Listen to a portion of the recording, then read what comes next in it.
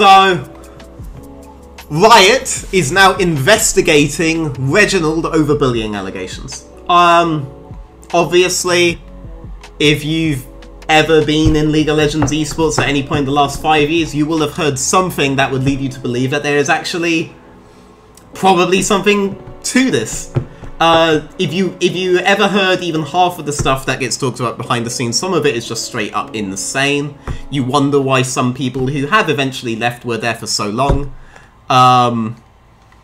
Yeah, and a lot of it, some of the confusing things is, whereas a lot of it is towards employees, a lot of it feels like personal stuff, because Reginald is surrounded by people who are personally related to him or have very public personal relationships with him, right? Riot getting involved in the bullying allegations thing, for me, feels a lot like Riot need an excuse to investigate for something else. For example, they were the guys that did the FTX thing, right? And the idea of crypto sponsorships for teams was a very controversial thing for a bit. I would assume it's more to do with some sort of financial business stuff over that, and as a result, now they decide bullying allegations also their responsibility. Because I refuse to believe bullying allegations weren't sent to Riot before this. There's a sheer volume of stuff that has been talked about Reginald over the years, where I'm surprised the investigation hasn't happened before. Except that I don't think they care about it, and they probably care about something else. In spite of that, I actually haven't read this article yet. One of the esports industry's most prominent leaders is under investigation for workplace misconduct. Fair. Covington former employees and esports players have accused Team Solo Mid's founder and CEO Andy Din of verbally abusing and bullying them. Sources tell Wired. Riot Games, which operates the League of Legends Championship Series in which TSM competes, launched an investigation late last year into Din's behaviour. TSM also confirmed that it launched its own investigation around the same time. When I read something like this, I normally assume that means TSM is launching an investigation into how they can best remove liability for Reginald's actions from, or separate liability for Reginald's actions from the org itself. That's normally what I assume. I don't assume TSM is in this business for justice. If they launched their investigation around the same time, they got wind that the accusations are going to be actually invested, and now they want to make sure that the company is secure and distanced from whatever might be about to come out, right? Of course, we shouldn't expect TSM to police themselves, right? They're going to care about org liability first and foremost, even if that means removing Reginald, right? If they end up removing Reginald, I'm not going to think good on you, TSM. I'm going to think you just care about the liability thing. Please never try to confuse these.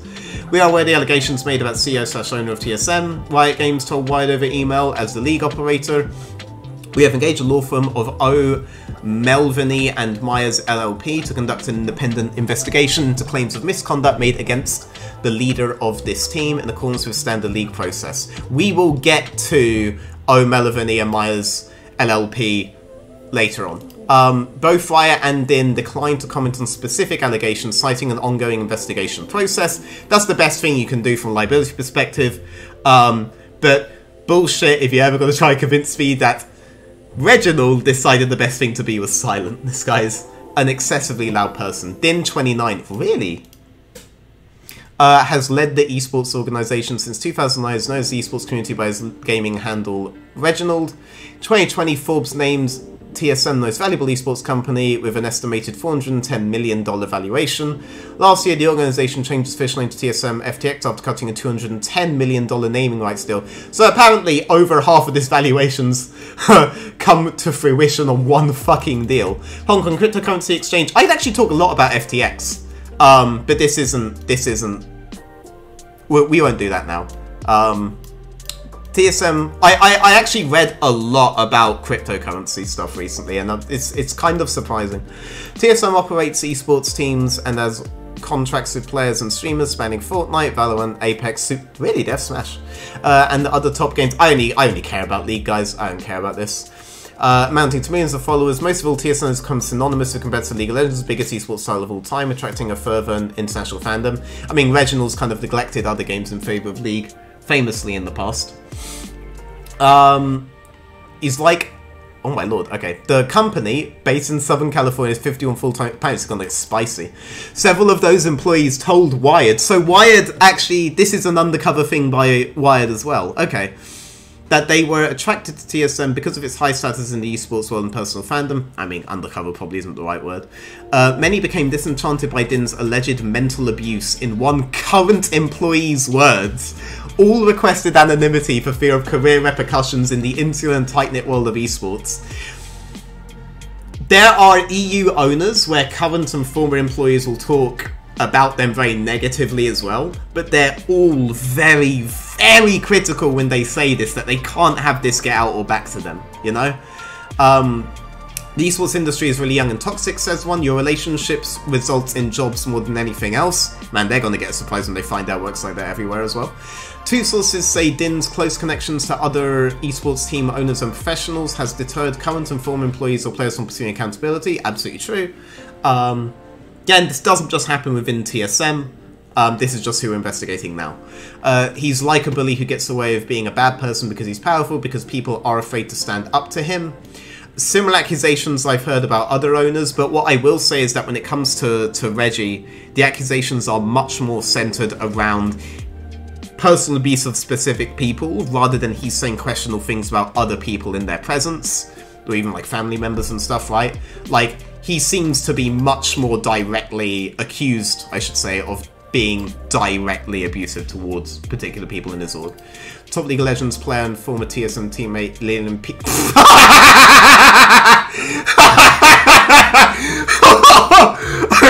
Former TSM teammate Yuliang Piapeng, known as Double Lift, said publicly on a live stream last November.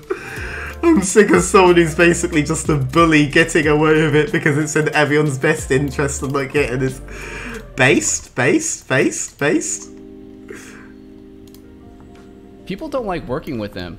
It's funny that he has this holier-than-thou attitude about it, because he's like a bully who gets away with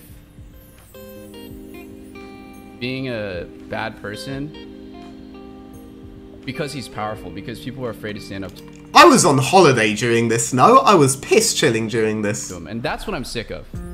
That when I was talking to my friends last night on Discord, that's what I realized, is that, like, I'm sick of somebody who's basically just a bully getting away with it because it's in everyone's best interest to not get in his way. And I will show you all of the examples. They have nothing to do with me about why. Never mind. I guess when it became such a public issue, you'd have to step in as well. What I love, by the way, is this is 1,400 views, but this fucking hairline video and the makeup clown video are both on 2K. Priorities, people. Priorities. 4 individuals who have worked with TSM tell Wired that the esports organisation is dominated by culture of fear, especially if you're a coach, I guess. How many coaches of TSM just demoted so Reginald can come in and do his favourite job again? So back in 2013, they say, well, duh. Do you guys remember that, do you guys remember? It wasn't TSM Legends back then, but they did what was like one of the first serial esports documentaries. Not for Machinima, but for some other company. Do you remember what I'm talking about? I can't remember what it was called. It was the precursor to Game... No, it wasn't Gamer Cribs, was it? Did Gamer Cribs do the show? Because it was like... There were like a lot of episodes. Yeah, the GameSpot one. The GameSpot one. And that's where you got the ribbing on Wild Turtle and shit, you know? That's where you got all of that stuff from. Like, he ribbed on Wild Turtle while Xpecial just, like, looks dead inside in front. Xpecial eventually told him to just, like, stop, you know? And he was just misconstruing everything. The Chaos leaving thing, yes. All that shit, yeah, was covered in it, you know? It's like, well, duh, there's a lot of video proof, you know? At least video proof that he's basically... You can't really work with this guy, you know? He has called employees stupid or... At least back in 2013. He's called employees stupid or worthless. Well, okay, we definitely have video proof of that. 2 sources recalled Din calling employees after hours to scream at them. 3 current or former TSM employees say that sometimes Din would ridicule employees for hours. His tirades were often prompted by minor mistakes. Other times he yelled at employees in front of assembled colleagues as part of an exhibition.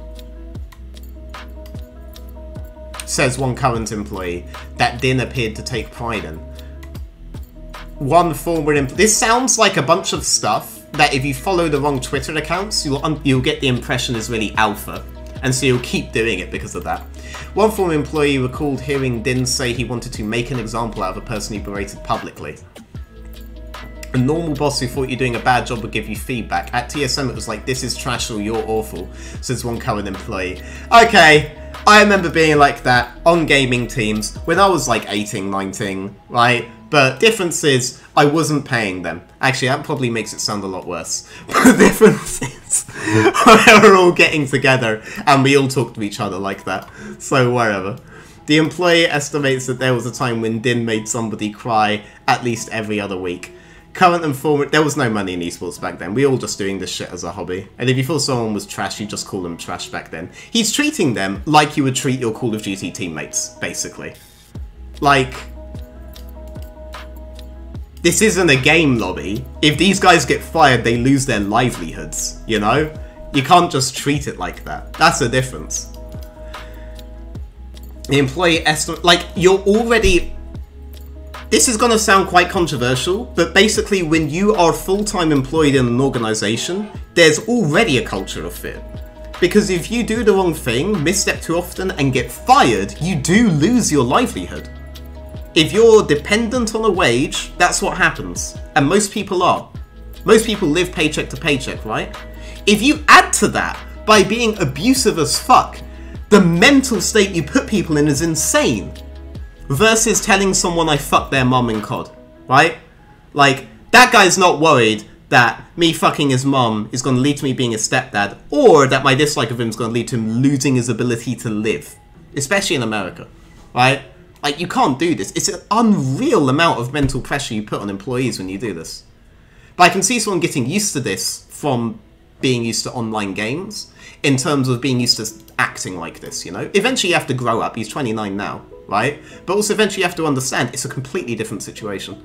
Current and former employees say that Din's management style contributed to attrition and stunted careers. Some employees were held back or held themselves back from pursuing promotions because they feared becoming Din's direct reports. Oh my days! Imagine denying yourself a promotion because you would rather not deal with the next boss. There's something systematically terrible going on. Three sources say it's hard to really see a long-term future at TSM because that's what you have to look forward to, says one current employee. Long-term employees understand that eventually there will come a time when Andy wants to fire them and it will be about something really small.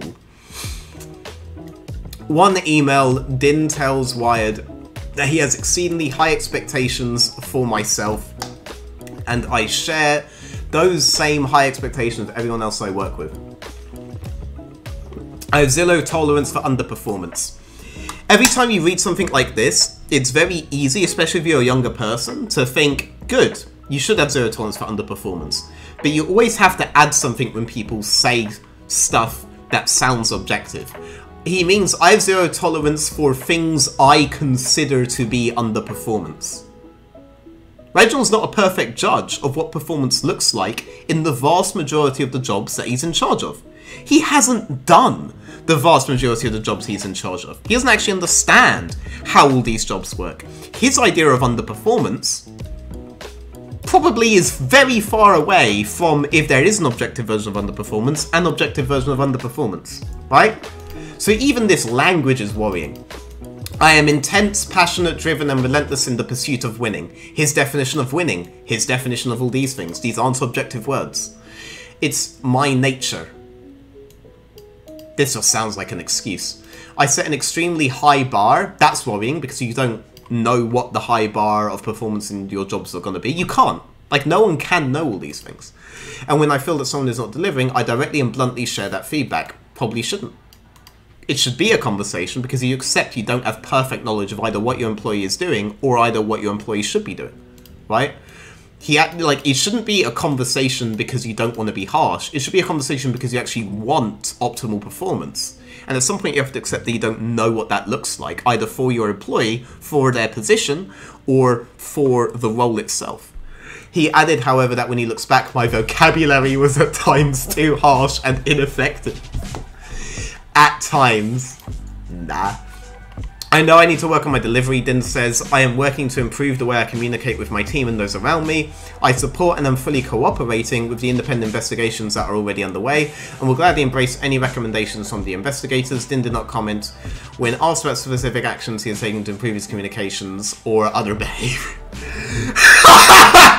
I am taking... Nah.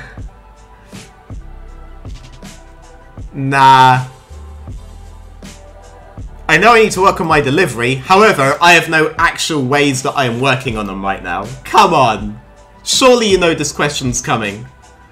Surely you know this question's coming, no? His behaviour has extended to the esports pros he works with too, free sources say. On YouTube, there are several videos of them arguing over yelling at players based. In one League of Legends player, Marcus Dyrus here live streaming himself game. Oh, do you guys remember this? This is a classic. My god. That was so weird. After losses, even within the past few years, says one esports player would go on tirades. I've seen him destroy people's confidence in front of me and this team way too many times. One former team's employee system made several players cry. March 2021, Riot Games fined him $5,000 for writing a tweet to Vulcan on competing team Cloud9. They consider him poor taste. Din had accused Vulcan of writing an ignorant tweet about League Championship Series protocol. Din apologized publicly, saying I went overboard in my comments towards Vulcan. TSO and Riot Games investigations kicked off after Peng made public accusations. Yeah, it was over that. It was over that. Yeah. So when he did that, it became too public. Now it became a PR nightmare and a liability issue for Riot. Peng is among the most celebrated League of Legends players of all time, competing in TSM's League of Legends team on and off between 2015 and 2021. Early November 2021, as Peng was transitioning out TSM, he shares disdain. Honestly, I fucking hate TSM mostly because of Andy.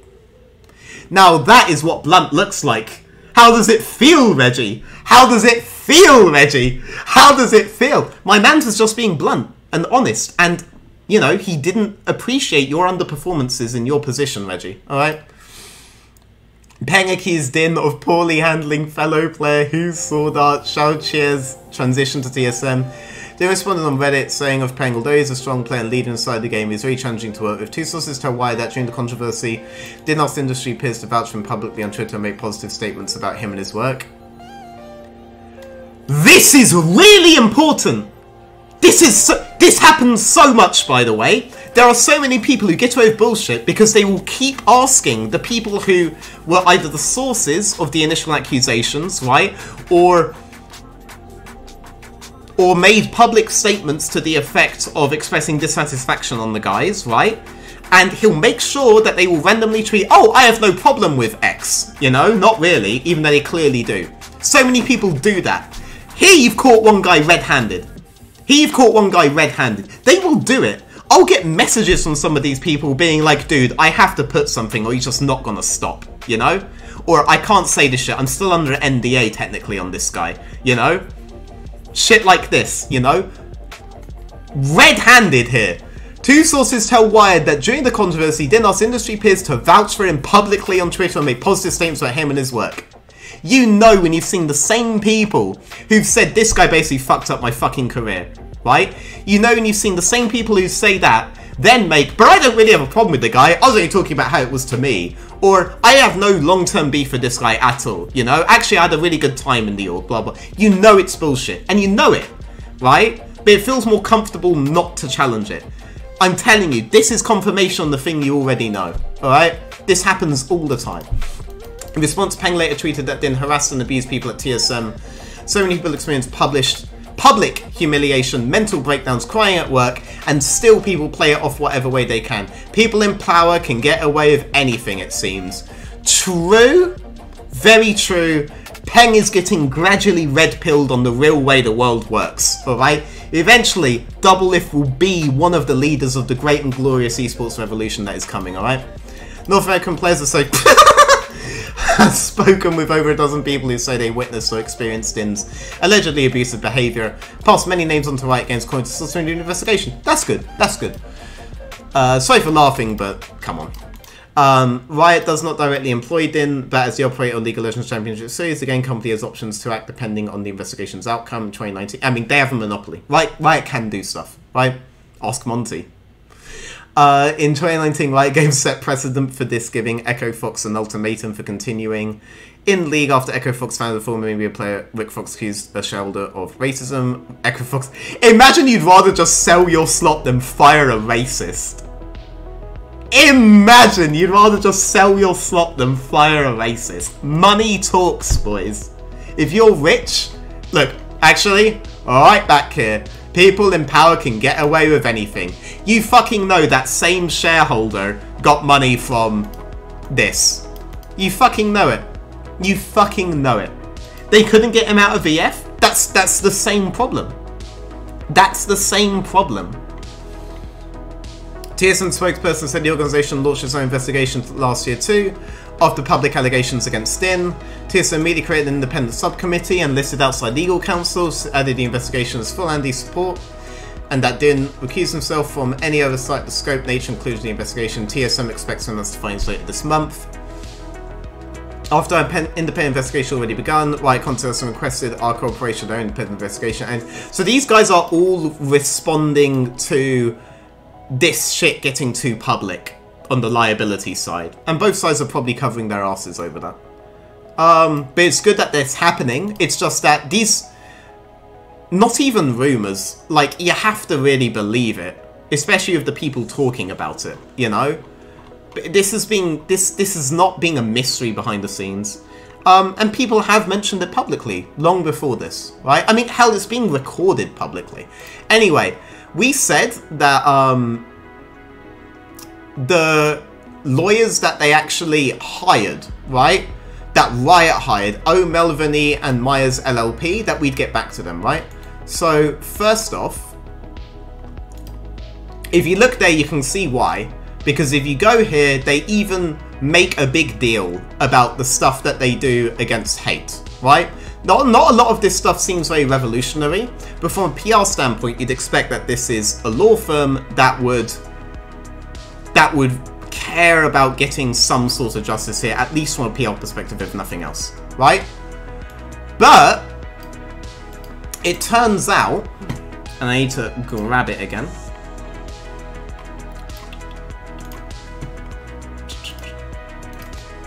That they, in fact, have their own set of accusations. So we might not expect much more than what we were talking about before, liability covering, right? So we'll just go over the introduction summary quick, right? Welcome and thank you for visiting. I am an attorney who used to work at O'Melveny and Myers. I was so surprised by what I saw there that I took on the role of amateur journalist and started this website. It's one of these acts that take little time but might do some good by shining a light. Below is a summary, which I hope you find informative. 1. According to the New York Times, an O'Melveny associate used violent imagery to threaten a sexual abuse victim into silence. We are investigating this guy over bullying and verbal abuse. First thing in, threaten a sexual abuse victim into silence. The lawyers that they are hiring to investigate this. And remember, names have been passed on by the Players Association, alright, to Riot. The names have been passed on. Okay? They threatened one of Harvey Weinstein's victims! Oh my god! As her assailant watched, as Weinstein watched, holy shit, this led to an additional decade of sexual abuse by the assailant, and the attorney became a go-to hire for rich men accused of sexual assault. If you are an abuser, the law firm that Riot has hired is allegedly your go-to to cover up abuses. Later, Butter Jones revealed that the same attorney chose not to stop a client's racist comments about a judge. This attorney is chair of O'Melveny's trial practice committee and vice chair of the firm. The firm has a history of conducting reportedly sham independent investigations in exchange for money. Riot Games has hired a law firm that has a history of conducting reportedly sham independent investigations in exchange for money for their independent investigation into Reggie's bullying and verbal abuse. Okay? For For example, see this story in corporate counsel accusing O'Melveny partner Adam Carr of conducting a sham investigation of sexual abuse at Lionsgate. A saint of a woman returned over $1 million to break her confidentiality agreement and reveal that information. Or see these good on you. Or see these stories about a woman who learns that her alleged sexual assaulter's personal lawyer O'Melveny had been hired to independently investigate whether he assaulted her. Or see this story about O'Melveny alumnus who was arrested by the FBI as he tried to negotiate an independent investigation retainer. Guys, I am putting this on YouTube and I will put links to all of this stuff in the description, okay? 3. One of O'Melveny's practice group leaders reportedly lied to a federal court. Once caught in the lie by the discovery of documents, he gave a radio interview criticizing the Geneva Convention. Please tell me he said it didn't go far enough or something.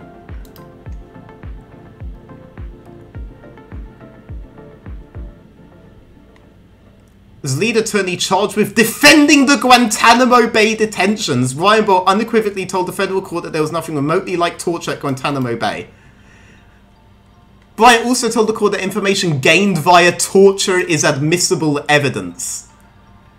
Freddie said that any person with any inadvertent connection to the war could be captured anywhere in the world and sent to Guantanamo. For example, an old lady in Switzerland could be captured and sent to Guantanamo if she donated money to an orphan charity that, unbeknownst to her, turned out to be connected to the Taliban.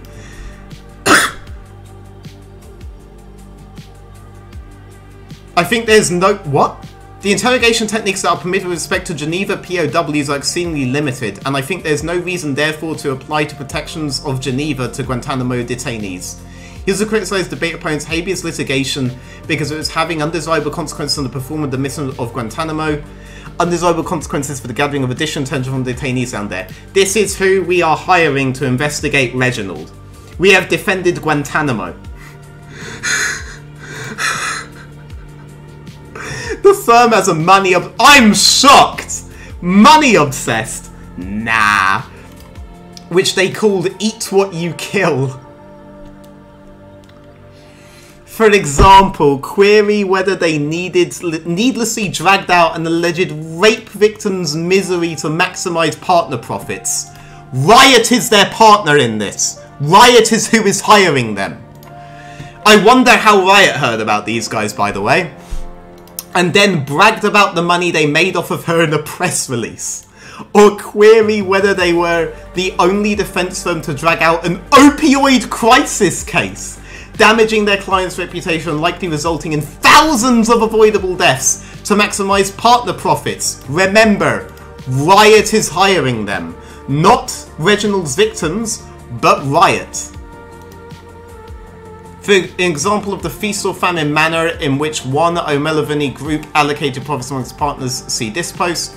Naturally, O'Melveny's partners are exceedingly cheap. For example, they upset law students by cutting summer associate pay by about $10,000 and replacing it with a $10,000 loan from their partners.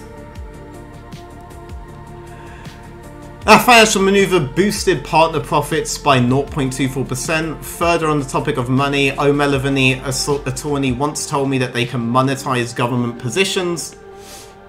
Consistent with this view, O'Melveny tried to change case law to make it harder to prosecute public officials who engage in quid pro quo corruption. For an example of an O'Melveny attorney who used a government position for his own personal purposes, see these two posts. It doesn't always work out though, although O'Melveny's friends got arrested for trying to do. There's so much stuff here. Contrives claims to intimidate people. For example, I published this website. They accused me of the federal crime of stealing confidential information without any digital evidence that I even accessed the data they accused me of taking. When they realized that their basic accusation was going to scare me, they threatened me with a defamation lawsuit. But when I asked them to identify specific defamatory statements so I could retract it, they refused to do so. O'Melveny was at the forefront of the document used to silence victims. All of this is about silencing victims, by the way. So much of this is about abuse of victims. Mandatory arbitration disclosure agreement. Although 3 federal courts told O'Melveny that its document was unconscionable, O'Melveny continued to force its employees to sign it until 2018 when law students pressured law firms to abandon this practice. The firm retaliates against employees who complain about problematic practices. I'm sure this ain't gonna bite us in the arse. The firm retaliates against employees who complain about problematic practices. Remember, the North American Players Association have given the names to Riot who hired these guys. Remember that. Alright? Remember that. Inspector General chided O'Melveny Anonymous for threatening scientists in a way that had life and death consequences. Per ABC News Sacramento official... Oh, nah, but this is insane. Claims to support diversity by following the Mansfield rule, but their track record suggests otherwise. Oh, remember all the diversity stuff they were talking about. Lucrative world of law firm diversity marketing. I definitely recommend reading this one then, because this would tie in very much to the image they tried to present of themselves here. But I don't really have the time to go over this right now.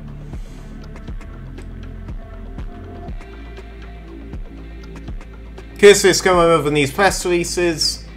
According to press releases, 9 partners are white men. Not that they do anything wrong with hiring white males. I'm a white male, but I wonder if they actually consider women or minorities. If they hear back at them about the diversity stuff.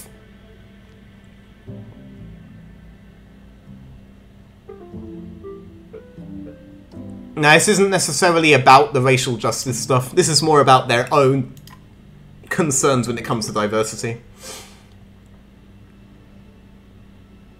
The firm consistently grades itself at the top end, usually top 3 in Vault self-graded ranks. You can self-grade yourself. I don't know enough about gradings to comment on any of this. And I think there's... manipulates journalists into advertising for the firm. I will remember this when I start seeing journalists praising O'Melveny. I will remember this. Yeah, GameStar, I know. We're at the end anyway. The film was even lambasted in the press. So, okay, open information helps you. Please contact me at tips@o'melvenymystiffix.org and feel free to use an anonymous encrypted provider like Proton Mail if you have something to add. If you are out there and you're involved in the whole Reginald thing, please, by the way, contact this if anything happens to you to do with O'Melveny. Alright, add to this insane list. Okay? I will post this on YouTube at the end of the day, and I will put links to this and the Wired article in the description below, right? But this actually really does need to get out there.